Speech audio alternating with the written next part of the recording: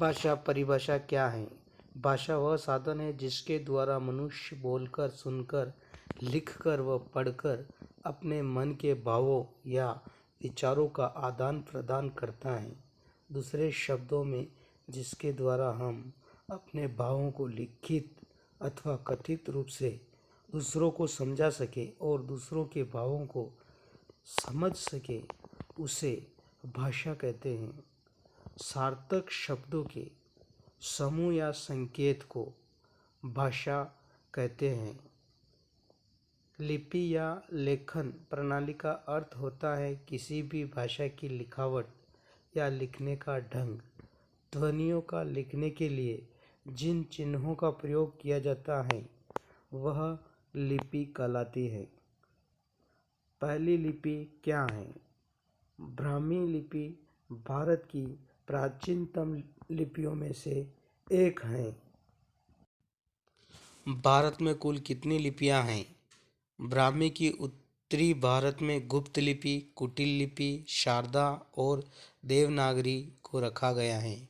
दक्षिण धारा में तेलुगु, कन्नड़, तमिल, कलिंग, ग्रिंथ, मध्य देशी और पश्चिमी लिपि शामिल हैं। ब्राह्मी लिपि बाएं से दाएं लिखी जाती थी। लिपि और भाषा दो अलग अलग चीज़ें होती हैं। भाषा के चार अंगों ध्वनि, रूप, शब्द, वाक्य, अर्थ का सूक्ष्म अध्ययन करके तत्व संबंधी सामान्य नियमों का प्रतिपादन करना ही भाषा का वैज्ञानिक अध्ययन है। भारत के प्रथम देश भाषा कौन सी है? लौकिक संस्कृत भारत देश की प्रथम भाषा है। सभी भारतीय भाषाओं की जननी लौकिक संस्कृत ही है। भाषा ज्ञान क्या है?